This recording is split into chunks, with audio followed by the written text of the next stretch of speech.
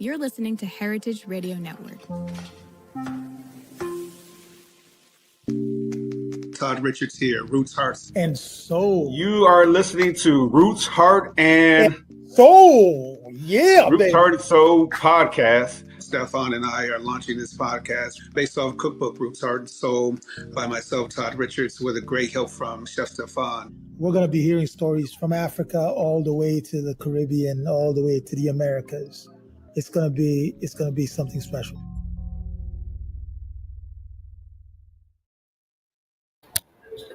Welcome back. Welcome back, my friend. What's up, buddy? How you doing, man? Happy belated birthday, of course. You know. Oh, thank you. You're looking younger and younger every single day. Younger and younger. Where we at? Episode 43, of course. Roots, Heart, and Stephan's looking for something. Roots, Heart, and Soul podcast. Chef Todd Richards, of course, the great Chef Stephan, Heritage Radio Network. We're a post Labor Day weekend. A lot of festivities around the world, around the country, of course. Many festivals ended, a lot of festivals beginning. But it's Stephan's birthday month, and we know that this dude is about if he hasn't already turned up, he is turning up every which way and loose, as they say. Well, listen, I'm taking it. I'm entering the month slowly because I'm the beginning of the month. Right. I'm the beginning of the Virgo season. Right. Okay. So I'm taking it easy. I'm slowing. I'm hanging out in Vermont. Okay? Yeah, man. I got a chance to. I went to my son's wedding, which also happened during my birthday weekend. That's great. Was very proud, Papa. Mm-hmm. And then my aunt did traveled with me. So she lives in Vermont. So I came back with her. Mm-hmm. I'm gonna be hanging out there until I travel to Atlanta. Oh, wow. That's great.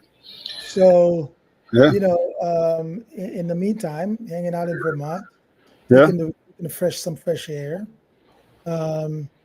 This weekend, I'm heading to Canada for a quick weekend. So yeah, man, I'm listen.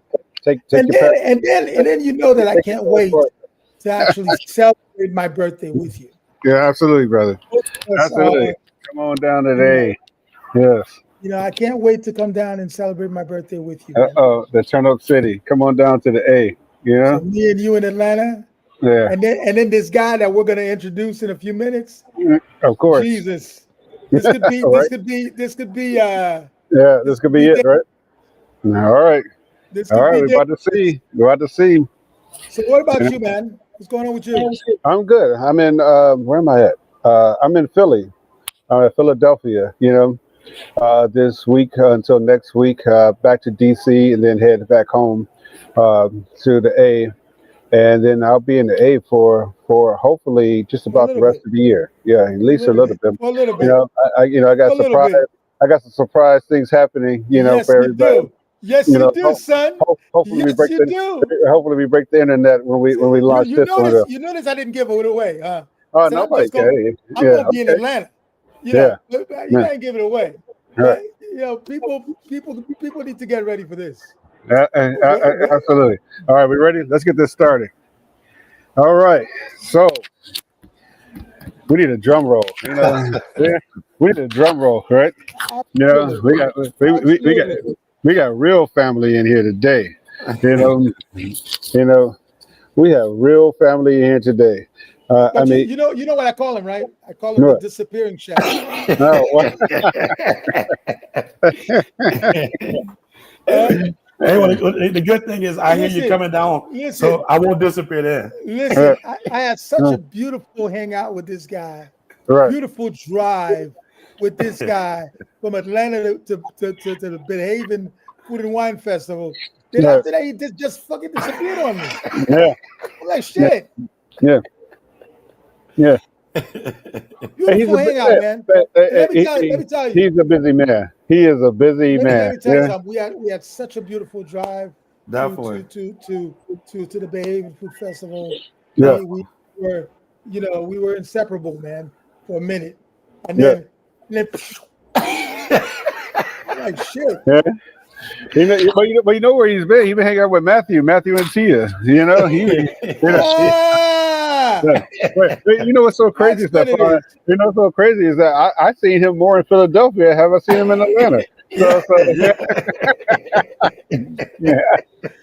See what I'm saying? See what I'm saying, man? That is absolute truth. Go ahead. Go ahead, get a proper introduction, Stephan. Come on, give it a proper introduction. You know? Atlanta born and raised. Yes.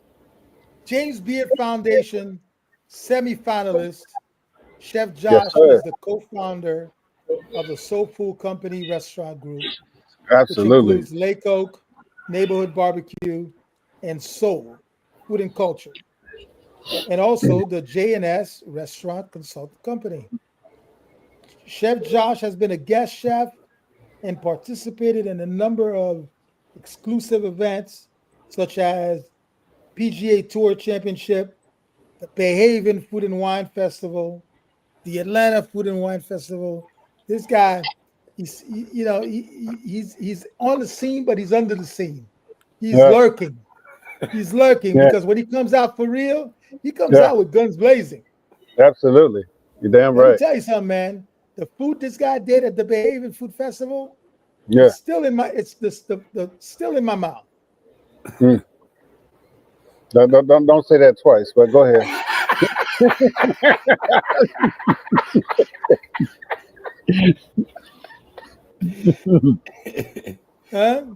Amazing food, man. Amazing food. Mm. He had this barbecue on the money and the dollar. On a dollar. So, without further ado, my brother. I ain't got too many brothers, you know. So go ahead. That's right. Go ahead. Let's welcome together Chef Joshua Lee to Roots Heart and Soul Podcast. What's up, family? Good evening, glad sir. To be here. I'm glad to be here.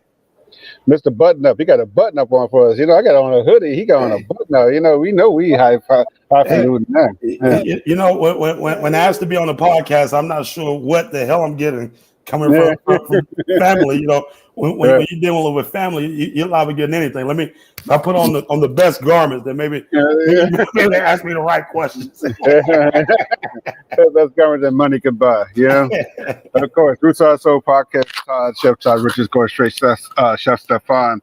We're here with Chef Josh Lee, and so just to give everybody, full disclosure, Josh and I go way back. And it's like a tri-circle moment here because, Chef Josh, welcomed me when I took the chef position at White Oak. He was at Mex Loggers. And then, Alan LeBlanc and Cindy LeBlanc were the owners. And then they were big in the community. And they had a good friend at the Haitian consulate. And then that's how we met Chef Stephan through the Haitian consulate in Atlanta. So, like, you have, that was in 2000, what? 2005. 2015. 2015. Right. So you got 10 years of great conversations and everything that's happening, here. And so, when you have this triangle of people on a podcast, we're talking about history and family and things like that and how we all got here. Definitely. Yeah, man. Hey, I'm here. Great, man. Just moving around the city, for the past few years, exactly like what you said, staying under the radar, and and just creating my own lane and continue to push what the culture and push the whole culinary scene. It's not a bad thing at all, man. No. I really feel 2026 will be the year to show up and show out again, and make a hard impact to the Southern culture and really get back to the techniques of just cooking and having fun with doing it. Well, you look good. Thank you. I have to say that. Hey, man, thank you. Jeez. Last time I saw you, man, it was like, 20 years ago. No, oh, man. Oh, man. He ain't gonna let it. No, all the way to the end. It's No, okay because I hear you coming to Atlanta for your birthday. So I mean, we're gonna celebrate your birthday the proper way. the You know, proper so way. the proper way. Yeah. I said, the only way I'm going to celebrate this birthday, the proper way, is if I'm with this guy over here. So There you Yeah. go. that ain't going to be any kind of other way. There you go. So so let's I know this is only our show, so let's get down to business because there's some serious things that I know us three really want to talk about, and one thing that Josh really talked about was culture right away. Right Yes. away. Yes, absolutely. And we need a reckoning right now in food culture. There's a lot of mimickers. There's a lot of copycats. There's less groundbreaking chefs. Uh, and there's more likes and less leadership. In my opinion, I'm sure you all agree with me, but Leadership. yes, Very yes, big word. mm, This is one of the conversations that we will have together on a table around a glass of around a bottle of bourbon. yeah, Leadership. Definitely. We don't understand the need for certain people to take the lead on making sure that things are done right. Correct. right, Correct. I agree with that. I think my own personal opinion. I feel like it's a lot of influence chefs versus from actually chefs. What are we doing it for? We're doing it for the likes, like what you said, Todd, via social media, via this and that. I'm a firm believer. If you know me, you know me. If you don't, you don't. At one day, you will know who I am. When the time is right, we will have paths together via in a kitchen, via conversation, via just in life. And so that's a huge and very broad thing of just saying that the culture and understanding the leadership, because leadership is a very, very hard thing for a lot of people to accomplish at this day. You either have the traits or you don't. Yeah. This is not something that you can learn on the go or pick up a book and get. You either have the traits of a leader, but having the traits of a leader doesn't make you one. Yeah. It takes grooming. I mean, go ahead, Stephan. No, go ahead, man. No, I mean, my question is what are we leading at this point, though? I mean, Right now, there is honestly, I think we tend to, I wouldn't say focus, because focus is a good thing, but I think we need to have we tend to have blinders on when we are into a project or into our our own personal development, and we get blinders and we forget that part of safeguarding the culture, creating opportunities, and creating the pathway for the next generation to come in and respect what was done before. Correct. It is the responsibility, and I won't say to every one of us, but to certain one of us. I mean, so Josh, I mean, you led, some great kitchens. You and I led some great kitchens together. I mean, what does it take though to be a? And I'm going to break it down. I'm going to say it a little bit differently because there's a difference between leading people and teaching them how to cook, and but you and I, and Stephan all think about the farmers first, or that, and bringing that into it. And how do we reshape this landscape of food culture that we don't regress from honoring our ancestors and what they went through and the food ways that they taught us, and making it palatable and delicious moving forward?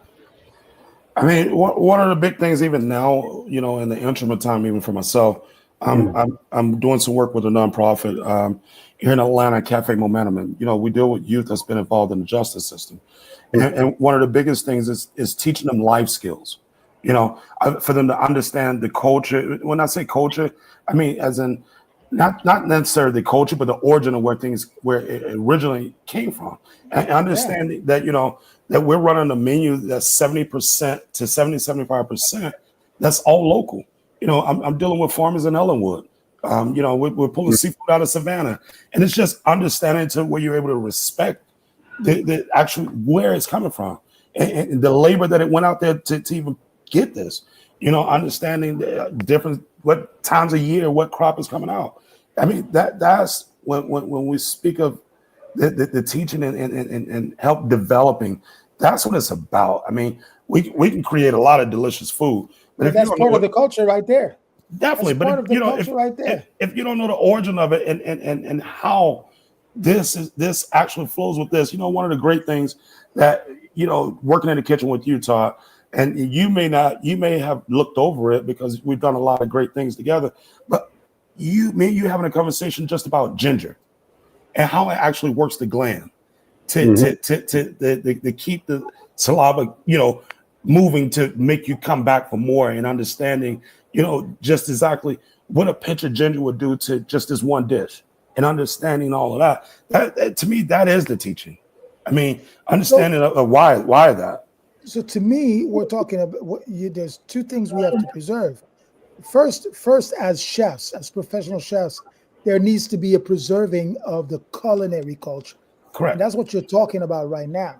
Right. Because when you see what's going on in the world, everything is this farm to table, this farm to table concept. Even though it took some steam, we're going back to that old, whatever's convenient, this, and we forgetting about the culinary culture, the techniques, and the intricate techniques that we need to put in, and also going to learn how the farmer does this, going to learn how the fisherman, what fishes are in season, depending on where you are. That's part of the culinary culture that I would hope that we never lose. Yeah. Well, what were you? I not only I agree with you, Stephan. First of all, but secondly, are we embracing technology the proper way in order to make our jobs better? Right. I mean, you think about when I see somebody sous vide short ribs, right? And I'm like, what the hell are you doing? Like it's a piece of meat that does not require that. That evaporation actually concentrates flavor. It doesn't escape the flavor. So now you're just making boiler in the bag meat. And if that's what your outcome that you want, that's fine. But evaporation actually concentrates the flavor. Makes the beef more pronounced, and then it breaks down the tissues the same way. So are you doing it just because it's a technique, or are you doing it because you're trying to serve the most delicious food possible? And those are two different aspects. And culinary culture, says, braise it properly, little bit of parchment on top, let it reduce. Likes culture says, I'm doing a new technique just to put it on social media to say I'm doing something cool. Yeah. Right. Yeah. And I think, I was hearing somebody yesterday, actually the founder of artificial intelligence. And he was saying that when he created AI and what we're doing with AI right now, it was not intended to be that. Okay, I can see that. It's almost like AI is replacing thinking process. It's replacing a bunch of different things. That's not why he created AI in the first place. I mean, they're saying right now, they are predicting in the next 3 years, AI will have consistently the top 10 hits on radio, in the country for the next 100 years. I mean, it is artificial, but also in our community, have we become artificial chefs? I mean, what is the requirement to be a chef at this point? And I didn't go to culinary school, but I did go to the School of Hard Knocks. You Yeah. know, Yeah. and so what is the requirement to be a chef? Yeah,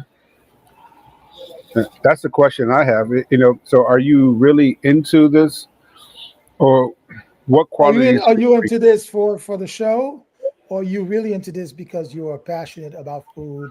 I just don't know, and I'm just being honest. I just don't know how you have that much time if you are breaking down animals, proteins, peeling carrots, doing all this stuff to set up a camera and record yourself for 10 hours. I do not know how to do that. And maybe I'm just old, I don't think I am old, but I just don't understand how that is a thing. Josh, maybe I honestly, I don't know, and honestly, um, I can remember maybe 2 months ago, my PR team they were sitting there and saying, "Hey, you need to do more reels, more reels, more reels," and I'm sitting there saying, "I don't have time. How can I hold a camera and do more reels for something that I barely even go on, And so ultimately, the thing is, I mean, I respect everyone, but it's a craft, and ultimately, at the end of the day, like self, I didn't go to culinary art school, and I'm self-taught. We worked in a lot of phenomenal restaurants throughout, but I didn't get to where I was just by snapping a picture every damn day. It came to staying in when everybody left and learning the cutting techniques, understanding the proper way of using a mandolin, understanding, respecting a duck and knowing how to break it down all the way down. It's the things of that. And I think that this a lot of chefs these days, they don't understand that. They don't respect it because 90% of it is already coming prefab for them to open out and keep going. But again, guys, this I don't think I don't know what culinary school looks like today, but it certainly doesn't look like when I went there. Yeah. So Of course, but when you went there, they were still striking stones and making kindling to get a fire going. okay. So what I got from culinary school, is I got into a program that groomed. See, we talked about grooming for leadership. Yeah. Oh, okay. You already have it. You already have it in you, but you need to be groomed for it. Yeah. You need to be. It's like peeling a carrot. Yeah.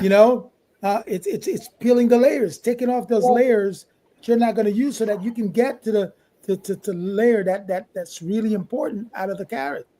Not forgetting that the Right. layers that you peeled also have its own importance. I mean, but think about it. Let's talk about it though. Let's break it down. Let's talk about the mother sauces. Let's talk about cream sauce. Let's talk about bechamel. You're right, and I get it. You may not make a roux anymore in kitchens because heavy cream comes pretty much already reduced. So you might do that. And if you are adventurous, you might use xanthan gum to tighten it up, or cornstarch slurry to tighten it up. Right. So I understand that there's progress, and progress should keep happening. But how do we help the youth and more recent youth, from us, and more youth understand where that bechamel came from and how we got there, which I believe where the disconnect might be happening. That it's not required. Yes, we agree. It's not required to tighten a cream sauce with roux anymore. But if you don't know how to make a roux, you don't know how the consistency of a velouté or a bechamel is supposed to taste on the tongue, and want to know why customers are not consistently ordering the dish or coming back just because you got the fire turned up and reducing heavy cream in the pan. And you'll never know. And you'll never know how to make a gumbo either. Yeah, yeah. Or understand what sassafras is. Why it's called gumbo filet. Well, what is gumbo filet? It's sassafras root, dehydrated and ground. So there's a lot of teachings that we have to instill back into the community. What are you saying, Josh? Well, I mean, I think the biggest question is do they want to know it? And or snapping a picture and being on Instagram for 10 hours is that the end of it all? But I don't want us to come off, to our listeners, as the old curmudgeons up at the Muppet, in the balcony, just Definitely. doing things like that, because a lot of these things, that we've moved on from in our own kitchens, whether it be for simplicity, but a lot of these times we're doing this because of the lack of skills of the cooks that we're given. Absolutely. Most And definitely. I think we have to state that. this as a person who's also who happens to be on both sides of the fence, but both as a chef and a communication professional, which means I have to be able to take Chef Todd, who's an who's of an older generation, and still be able to make him relevant using the tools that we have with Instagram and Facebook and so forth and so on. So Correct. we're not knocking the two sides of things, but we need to understand that if I'm going to put you, listen, if I'm going to put you on TV, okay, I'd rather put somebody on in front of the camera who is an expert at what they do. Okay. Can properly convey, hey, Stephan, we're going to talk about, butchering a leg, a whole pork today. But you can actually convey that, and I can actually teach you how to speak and convey that. Then that becomes a beautiful game. But when you don't know Y and Z, and then you want to pass yourself as an expert, and you want to be on Instagram 24 hours a day, and then you can't be in my kitchen because you can't make a damn bechamel, there's a problem. Well, I would agree with it. I mean, and to co-sign what you're saying, last week I had an interview I'm looking for an executive sous, and one of the last question I asked the gentleman was, "What's your favorite dish to cook?" And he looked at me honestly and said, "French toast." Wow. And so it's a huge disconnect. It's a huge. But why did you say that was a disconnect?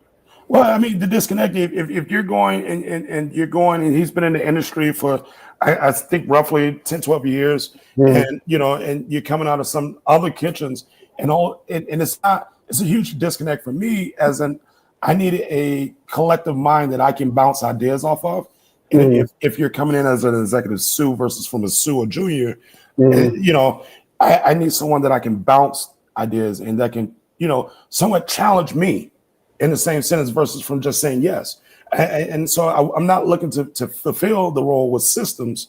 I'm looking to fulfill the role with a chef and someone that can be creative and that can think outside the box and understand that I'm going into fall and understand about the fall, what squashes are coming out. It's butternut. We can do with butternut squash and all this other things this time of year. And so the last rebuttal was French toast. That's a disconnect. Well, let me ask you. Well, let me ask this question: was it the French toast, or was it the fact that he didn't research you enough to know what the answer should have been? But that's the difference. He did. Right. He did the research. He did the research. He understood who and what he was walking into. But I think the biggest thing was, because at the end I said, one of the biggest things for me right now is with this organization program is I think it's going to be a little bit more hard on myself with teaching the youth how to make pasta and how to braise venison and do all this, as well as work with an executive sous and do the same as for him at this. But you see, if I wanted to impress you, and I was going to use French toast as my favorite dish to cook, I would have went into the details of that preparation. Yeah. I would have said, I do a pecan crusted stuffed French toast with vanilla bean, and I would have gotten into this and do a rum reduction, chef, Right. or this is why French toast is my favorite dish. Yeah. Are you making custom? Then we can have a conversation. Definitely. Right. I mean, I would got into the bread. I mean, Yeah, I got a 2-year-old yeast sourdough that I use for this. And now I'm more intrigued because I'm like, whoa, you got a yeast, a starter kit sitting over here for 2 years.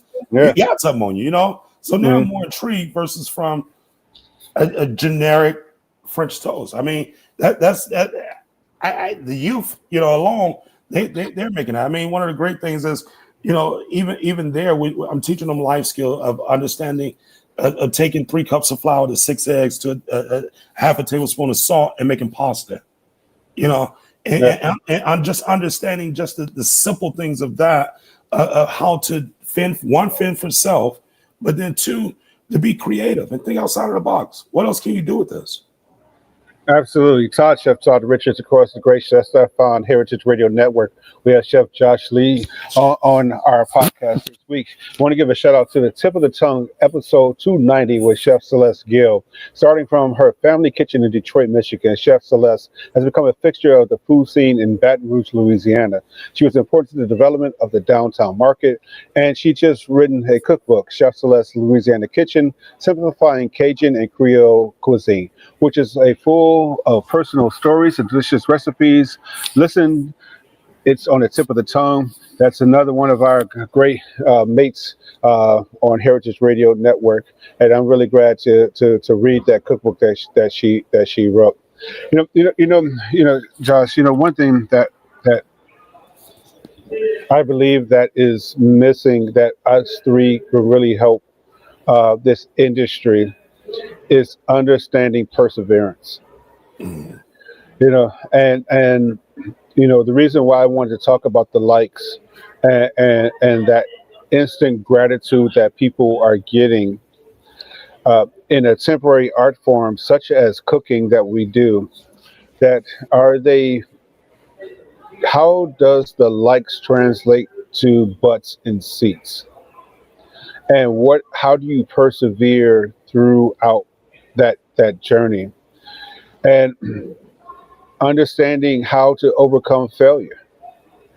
And failure comes in a lot of different ways in this business, whether it's financial failure, emotional failure, family failure, because we sacrifice a lot to run restaurants and not be with our families. So how can we help the next generation understand perseverance in the restaurant industry? I think one of the biggest things is first and foremost is understanding what you're capable of doing and what you're not capable of doing.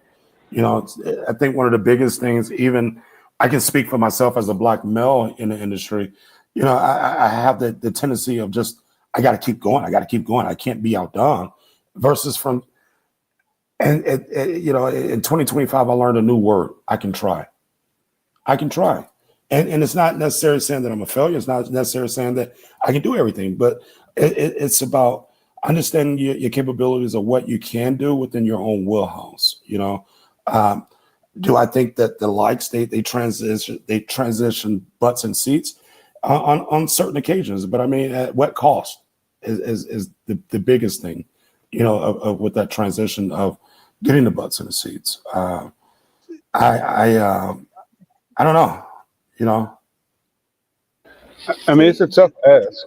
Go ahead, Stephan. Traditional.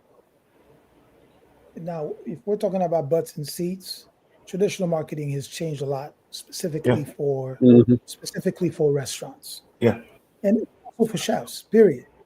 So, but it also, the marketing that we see, we think that, hey, creating a bunch of dishes and we want to get likes on Instagram and TikTok, may translate into butts and seats, but it's not enough. right. And once you understand that there are multiple different things you need to do in order to get butts and seats, then you start to understand that marketing, in quotation, is not equal to Instagram and Facebook.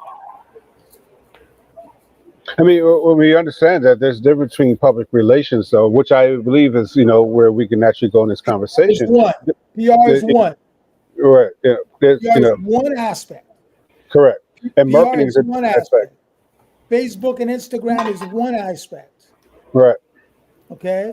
But there's other things that needs to be done, okay, in order for you to get butts and seats. And once we understand that, go ahead. and then you as a chef who is focusing on the daily operation of this restaurant is not able to do it all. You guys, especially the older generation of culinary professionals, need to understand that you can't do it all. I mean, absolutely, we can't. What's profound though is what Josh is doing though, is not only teaching, he's teaching life skills through cooking with this project that he's on. And it's always been what chefs do, that we hold people to higher standards, and we hold them to the same higher standards. So when they go home, they have the same higher standards. That if you walk into a cook's refrigerator and it's disorganized at home, it's going to be disorganized in the kitchen. And so Josh, can you explain, talk to our listeners and everything about really how are you reshaping youth through the project that you're working on right now? I mean, every day is a new challenge. We have a lot of great youth that's in the program. It's a program that originally started in Dallas. It's only 3 in the country. We deal with youth that's been involved in the justice system, and basically, we are that circle, that group of people that said, just because you made a mistake is not the end of your life, and that happens, and so ultimately, we deal with every single thing. I mean, the youth. It's a fine dining restaurant downtown on Peachtree, where we do lunch and dinner Wednesday through Friday. But they actually serve, they actually cook, and and so even with the foods, I bring in whole fish. We break the fish down, understanding where the fish comes from, understanding the particular fish. Why are we not buying farm raised and versus from wild caught? And just speaking everything on it, speaking on the vegetables, the corn. I mean, today we were cutting okra, and I was telling the story about as a child, my grandmother, she used to make me drink okra water, Yeah. and just being able to sit around and talk about that, and watching their faces, how it kind of toots, and like, what? Okra water? What do you mean? This is not, for her, she felt that was an antibiotic helping us. It actually is. It actually is. No, it is. I know it is, but I mean, for her back then, and speaking it, as a kid, I look at it as this that's like not Pepto Bismol. It's I forget, castor oil and peppermint. And so I'm just looking at it as, oh, this is my grandmother. Okay, but telling that story, understanding, and how do we get from here to here of cutting this okra to taking it and putting it in buttermilk and letting it brine and taking it back out and frying it and to now looking at the smile of a guest of them eating a wonderful vegetable that came from the grounds, and it's all about transforming that the youth and for them to understand it. I mean, I'm gonna follow up right quick, Stephan. I mean, one thing I would want to ask them is that even if they don't stay in the kitchen, are these conversations you having with them if they go to a Fortune 500 company, had to have a dinner, or they get invited to a wedding in Martha's Vineyard, or they go down, to Baton Rouge, Louisiana on somebody's farm? How does that help them translate to have these conversations with people that they may not know?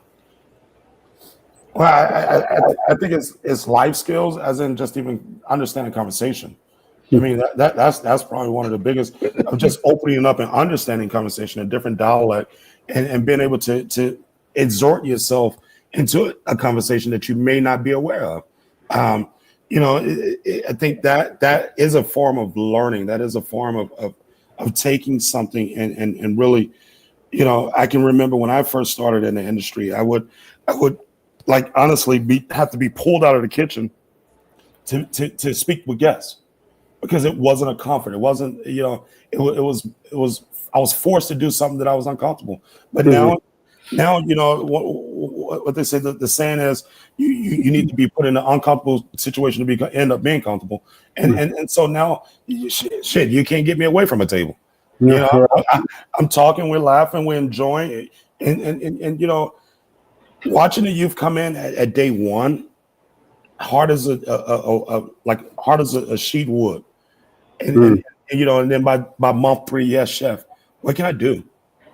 How can I help? We're in that grind. We were grinding American Wagyu this morning. We're taking shoulders and grinding it down for burgers. So it's that of watching that come, them truly understanding how do we get from a shoulder to now a grind meat that is actually a hamburger that's on the menu. Wow. Go ahead, Stephan. Well, I tell you what. I think one of the things you're also teaching them is how to take the lessons that we learn in the kitchen and using them in real life. Yeah. Todd talked about resilience. Todd talked about being able to handle disappointment, being able to handle failure, and still stand up and keep going. I mean, I would say that that's life. Understanding the failure, understanding what can I do different the next round, and that's part of the program, and that's part of everyday lives as a grown man. Of understanding. The old saying, "We fall down, but we get back up again." It's all about getting back up. You don't learn by sitting and hiding from it. You take that and you grow from it. I know not to go down 25 anymore. I'm going straight to 20 to get to where I need to be. And that's the main thing. I mean, with everything in life, you have lessons. And one of the biggest things that I try my best every day to speak with the youth is learn from some of my mistakes, which all will not be in culinary, and they would decide to do other things in life, and that's great. But within the time frame of the 8 hours that I'm with you, if I'm able to impact one, if I have one interaction with each youth a day, I feel that I've succeeded, and I did accomplish what I needed to accomplish as a great steward of the industry and for self. I mean, Josh, let me tell you something. And so let me tell you something happened today, right? We were sitting here, we opened a restaurant, Philadelphia. You know how it is. We do mock service with the team members first. We're going through, we have this hash dish with a fried egg on top, and the young dishwasher utility said, "I don't eat eggs." And I said, "Okay, wow, I didn't understand that." I said, "So, man, where can I get a good cheesesteak around here?" And he just started describing this place and everything. He put on there and said, "Man, they put this mayonnaise on there and all that stuff." I said, "Wait a minute. I thought you don't eat eggs." He said, "Man, I don't eat eggs." I said, "But you eat mayonnaise." He said, "Yeah, I like mayonnaise." So then, me, I go get a jar, just read the ingredients on this for me, and everything. He like, "This got eggs in it?" I was like, "Yeah, I thought I was allergic to eggs." Okay, maybe you are. Maybe you not. All because I tell you, the way you describe that damn cheesesteak, you've been eating mayonnaise all your damn life. So now that we understand that you eat mayonnaise, now you have to try the dish. Right. Okay, the egg sunny side up. How you want, over hard? I'll make you over fried a hard egg. You're like, "Man, it's good, chef." You're like, but that is what we have to do, for the youth. In order to, it's just simple. It's just not, I hate to use the word education because sometimes it gets, so, medicinal kind of way we said that, but just giving them experiences to understand that if you say no already, then the answer is already no. Yeah. Take an opportunity to eat something different, know something different, and then find out that, hey, I've been doing this all my life. It's what what I believe that you're saying, Josh. Yeah. I agree. I mean, it's something as simple as just that simple. I don't eat eggs. Exactly what you said. I mean, you eat mayonnaise. Mayonnaise is nothing but damn eggs and oil. That's the thing. You know, I mean, so many lessons you see. You see that's happening. Especially, when Stephan get to in the kitchen. He started talking about Haiti, and it's a whole different thing. Talking about his pickles and his soup. And stuff. But I tell you what, though. I'd like to have a conversation about this tea infused thing that this brother over here was making at the Bay Haven Food Festival. Okay, and let me tell you, man, y'all ain't never eaten nothing this good. Right. Yeah, I mean, one thing Josh and I will tell you is that if you want to see a show, we're gonna give you a show. Oh man, you got your ticket, so I gotta. It's my job when I put on that apron. I'm gonna give you a damn show. One of Todd great saying is smack your teeth and gum on this. This chicken brine with tea infused. But I can't take the credit for it. But that's okay though. It's somebody else that I learned it from. But that's okay though. It's supposed to be that. It's supposed to be that. That's supposed to be. Listen, today I'm about to make a dish that was inspired by another. Listen, you know why I like to go to food festivals? Why I like to meet other chefs and hang out next to them? God damn it, so I can learn something. But and most definitely, but I think that goes back to when we originally said something about culture, because that is what's lacking. When I can honestly sit and say, no, I learned it from someone else. I just tried to help make it better and make it my own twist. And I didn't take just the same exact ingredient or the same exact this. I wanted to enhance it. So whenever that person that I learned it from, when they tried it, they said, holy shit, what is this? This brother used this kind of tea. I'm gonna use black tea to do a black tea infused brine for my chicken today. I mean, but think about restaurant economics too. We always make a gallon, 5 gallons of it. The coffee industry only has it to where we can only make 5 gallons of it. What do you do with the other 2 gallons of it? You just throw it away. I mean, this is restaurant economics. How do you use those things? The bartenders, in making craft cocktails, peel all the lemons and limes and everything to make beautiful garnishes. Or we just throw the fruit away. I mean, those are the things that make some things come out of necessity, and then our experiences make them delicious. Yeah, and that's what we're saying. I mean, just like you talk about the farm, we used to eat eggs, but we save all the eggshells and make our own compote with them, and then wondering why our vegetables taste better than anybody else. Those are the things that we're talking about with these life lessons and learning from each other. It's not mine. I can't keep it all. Escoffier, this cookbook, there's 500 ways to make potatoes. Why am I going to sit around there and make 501? What am I proving to somebody?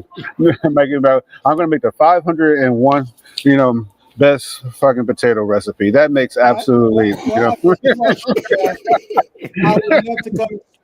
would love to come and spend a day at this restaurant project that you're doing, Cafe Momentum. Not only to share the day with you, but definitely to share the day with these guys, with these young cats that are going, that have made mistakes in life and are trying to step into another realm and hopefully become better individuals because they got to hang out with you.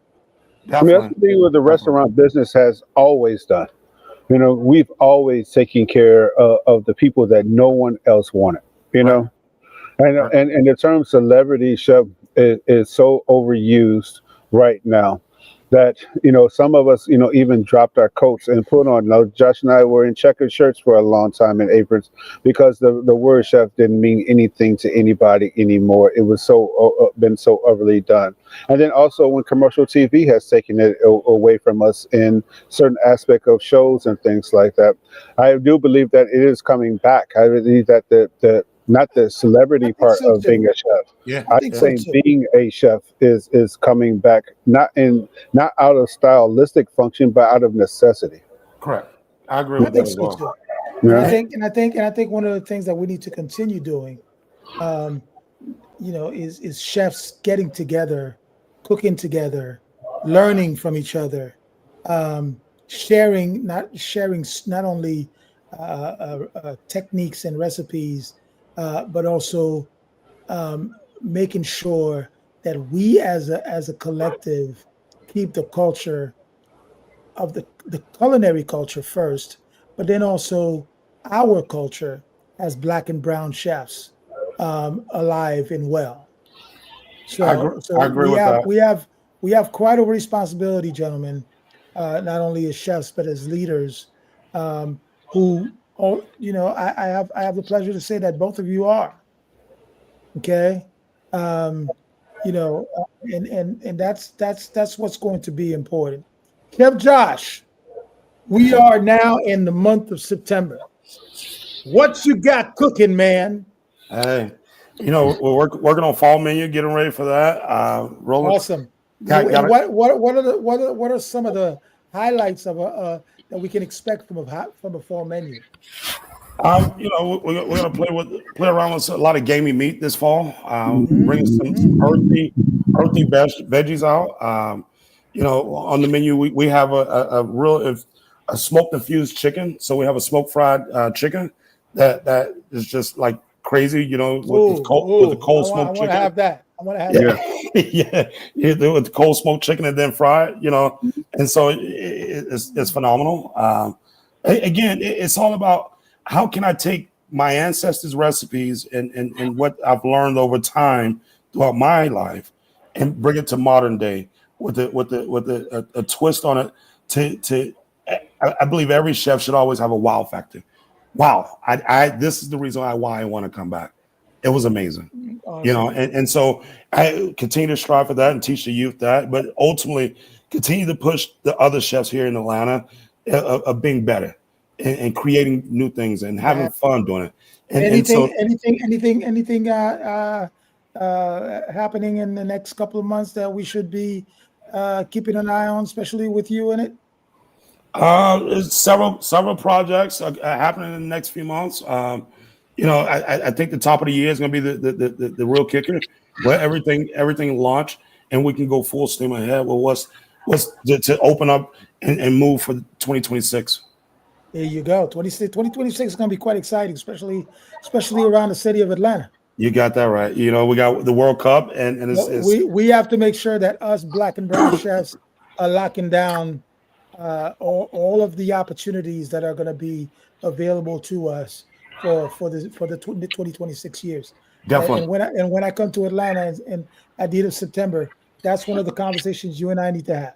Definitely. And when you come out, I would definitely love to have you at Cafe, and we can do that'll be my pleasure, man. We can do a That'll family meal, pleasure, and you're able to speak and connect with the youth. That'll be my pleasure, man. And I can't wait to eat that cold smoked fried chicken. God damn! Ooh, baby.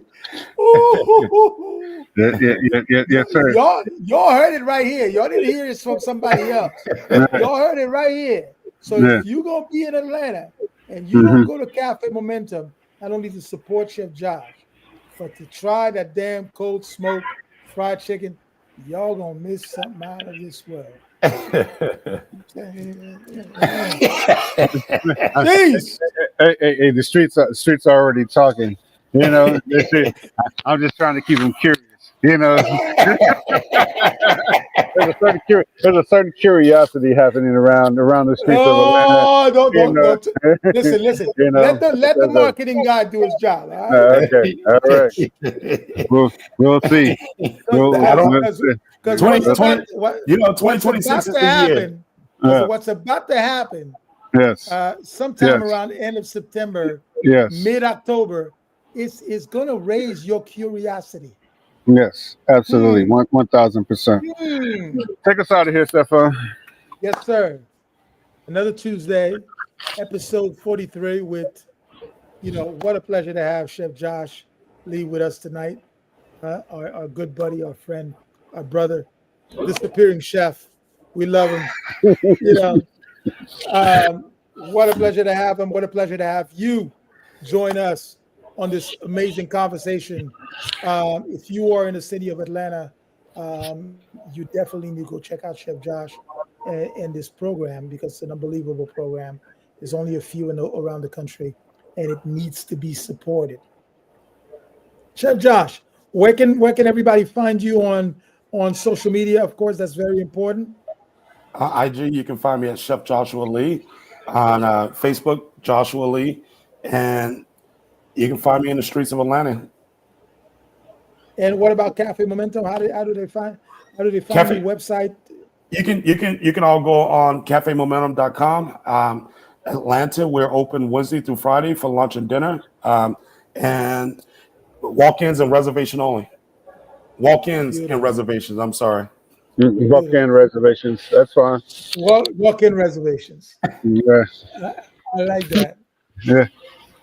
So you've heard it right here, ladies and gentlemen. Thank you for joining us tonight. This beautiful Tuesday night. I am here in Vermont. Chef, Todd is opening a multi-unit restaurants. He's in Philadelphia. We want to wish you good night. Please don't forget to support us and follow us.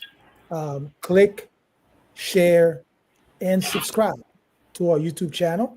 And of course, follow us on social media, Chef Todd Richards, Chef Stephan.it, AYITI.